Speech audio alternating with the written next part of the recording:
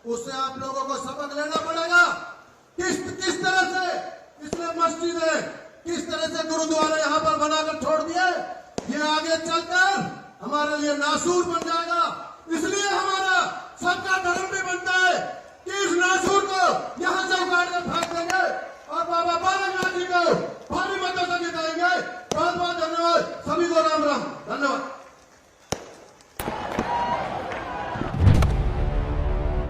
दोस्तों, बीजेपी सरकार जो कि बड़ी बड़ी बातें करती है और आए दिन विपक्षी पार्टियों पर उल्टे सीधे आरोप लगाती है, लेकिन बीजेपी पार्टी के नेता ही बीजेपी पार्टी की असलियत दिखा देते हैं और आए दिन आपको बीजेपी का कोई ना कोई नेता हिंदू मुस्लिम पर बात करता हुआ मिल जाएगा और फिर बीजेपी सरकार उस पर चुप रहती है और उसके खिलाफ कोई भी कार्रवाई नहीं होती है। जबकि बीजेपी सरकार को चाहिए कि जो भी हिंदू मुस्लिम, सिख, ईसाई और किसी भी समाज के बारे में गलत बोलता है तो उस पर कड़ी कार्रवाई होनी चाहिए और एक्शन होना चाहिए। लेकिन बीजेपी सरकार के कई नेता हिंदू मुस्लिम पर राजनीति करते हैं और बोर्ड बनाते हैं। लेकिन इस बार तो खुद यूपी के सीएम योगी आदित्यनाथ भी मंच पर मौजूद थे और उनके नेता ने मस्जिद और गुरुद्वारों को लेकर ऐसा बयान दिया जो कि बहुत ही ज्यादा गलत था और इस पर सीएम योगी आदित्यनाथ ताली बजा रहे थे।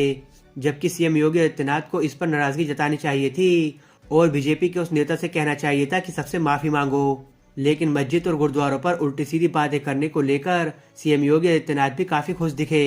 आइए हम आपको सबसे पहले वो वीडियो दिखाते हैं। उससे आप लोगों को सबक लेना पड़ेगा। किस तरह से इसने मस्जिदें, किस तरह से गुरुद्वारा यहाँ पर बनाकर छोड़ दिए, ये आगे चलकर हमारे लिए नासूर बन जाएगा। इसलिए हमारा सबका धर्म भी बनता है कि इस नासूर को यहाँ से उखाड़ कर फेंक देंगे और बाबा बालकनाथ जी को भारी मतों से जिताएंगे। बहुत बहुत धन्यवाद, सभी को राम राम, धन्यवाद।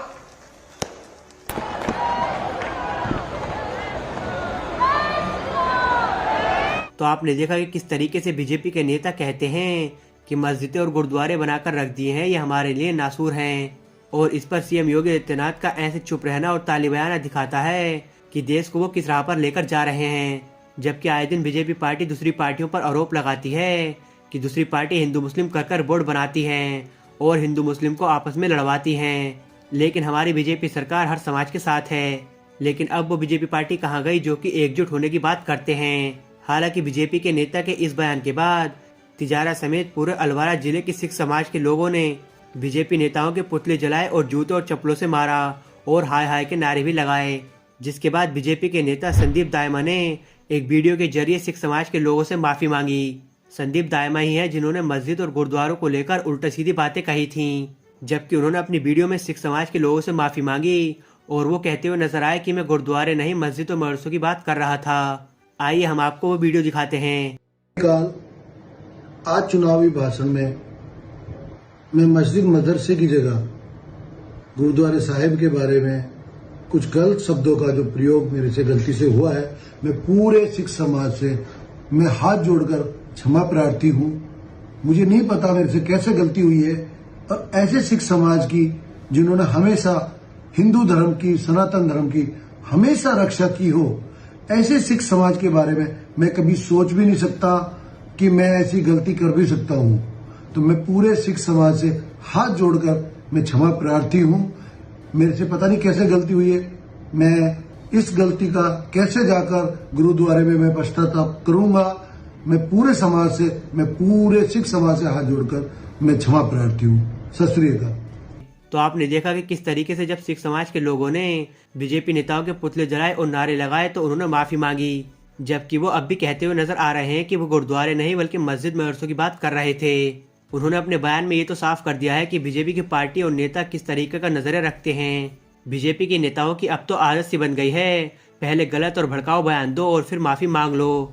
लेकिन नेताओं तक तो बात ठीक है, लेकिन इस कार्यक्रम में यूपी के सीएम योगी आदित्यनाथ भी मंच पर मौजूद थे और इस बयान पर बहुत ज्यादा ताली बजा रहे थे।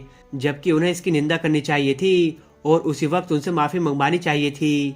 लेकिन शायद लगता है कि सीएम योगी आदित्यनाथ को ऐसे बयानों पर मजा आता है और बीजेपी नेता के इस बयान के बाद किसी बीजेपी के नेता ने इस पर खुलकर बात नहीं की है और कई न्यूज चैनल ने तो इसे दिखाया भी नहीं है। वैसे तो बीजेपी सरकार इतनी बड़ी बड़ी बातें करती है, लेकिन अब वो इस पर क्यों चुप है? क्या बीजेपी नेता को सिर्फ सिख समाज के लोगों से माफी मांगनी चाहिए थी? क्या उन्हें मुस्लिम लोगों से माफी नहीं मांगनी चाहिए थी? उन्होंने अपने बयान में मस्जिद और गुरुद्वारों को नासूर बताया था और उन्हें दोनों जाति के लोगों से माफ़ी मांगनी चाहिए थी, लेकिन उन्होंने सिर्फ सिख समाज के लोगों से माफ़ी मांगी। और अब देखने वाली बात होगी कि बीजेपी सरकार इस पर कोई एक्शन लेती है या फिर नहीं।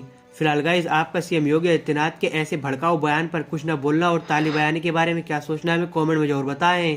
और ऐसे ही न्यूज़ से जुड़े रहने के लिए हमारे चैनल को सब्सक्राइब जरूर से करें।